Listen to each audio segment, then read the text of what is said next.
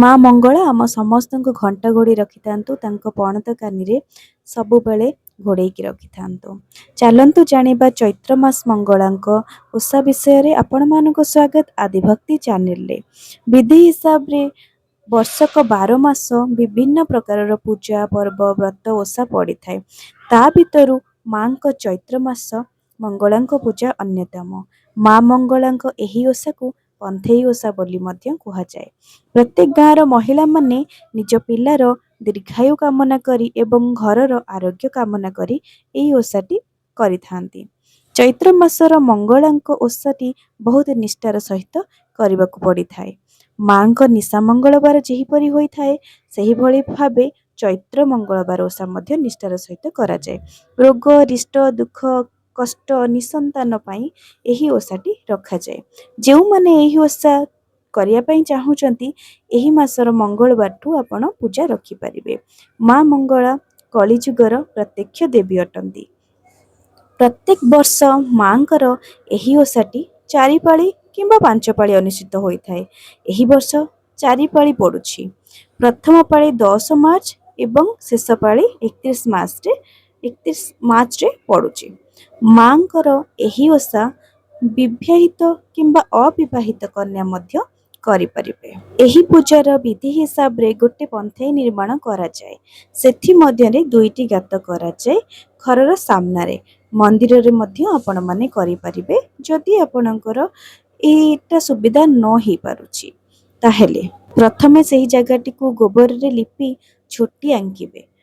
ତାପରେ ଆପଣ ମାଙ୍କୁ ନାଲି ମନ୍ଦାର ବେଲପତ୍ର ଦେଇ ନୂଆ ଗୁଆ ଗୋଟେ ମାଙ୍କୁ ସ୍ମରଣ କରିକି ସିନ୍ଦୁର ଚନ୍ଦନ ଦେଇ ସେଇଠି ଆପଣ ରଖିବେ। କଳସଟିଏ ବସେଇବେ। କଳସ ସହିତ ମାଙ୍କୁ ପୂଜା କରିବେ। ତାପରେ ମାଙ୍କର ଓଷା ବହିଟିକୁ ଆପଣ ପାଠ କରିବେ। ମାଙ୍କ ନିକଟରେ ଫଳ ଖଇ ଉଖୁଡ଼ା ଭୋଗ ଲଗି କରେଇଦେବେ। ମାଙ୍କର ଯେହେତୁ ପଣା ବହୁତ ପସନ୍ଦ, ତେଣୁ ଉଖୁଡ଼ା ନଡ଼ିଆ କଦଳୀ ଗୋଲମରିଚ ଛେନା କ୍ଷୀର ଗୁଡ଼ ଇତ୍ୟାଦି ମିଶେଇକି ଆପଣ ଗୋଟେ ପଣା ପ୍ରସ୍ତୁତ କରିବେ। ମା ମଙ୍ଗଳା ହେଉଛନ୍ତି ଦୁର୍ଗାଙ୍କର ଗୋଟେ ଅବତାର। ତେଣୁ ଯଦି ପାରିବେ 108 ବେଲପତ୍ରର ମାଳା ଗୋଟେ ଅର୍ପଣ କରିବେ। ଗୋଟେ ମାଟି ହାଣ୍ଡିରେ ସମ୍ପୂର୍ଣ୍ଣ କରିକି ପଣାକୁ ରଖିକି ସାମ୍ନାରେ ଠାକୁରଙ୍କ ସାମ୍ନାରେ ପୂଜା କରିବେ। ତାପରେ ସେହି ପଣାଟିକୁ ସେହି ପନ୍ଥେଇରେ ଯେଉଁ ଗାତ ଥିବ, ମାନେ ପନ୍ଥେଇଟା ତା ଉପରେ ଢାଳି ଅର୍ପଣ ମାଙ୍କୁ କରିଦେବେ। ସେଇ ପଣାକୁ ଯେଉଁମାନେ ଓଷା ରଖିଯାଆନ୍ତି, ସେଇମାନେ ଭୋଗରେ ମାନେ ମାଙ୍କ ଭୋଗ ସାରିଲା ପରେ ସେ ଭୋଗ ଫଳ ପଣା ଏଇସବୁ ଆପଣ ସେଇଦିନ ଖାଇପାରିବେ।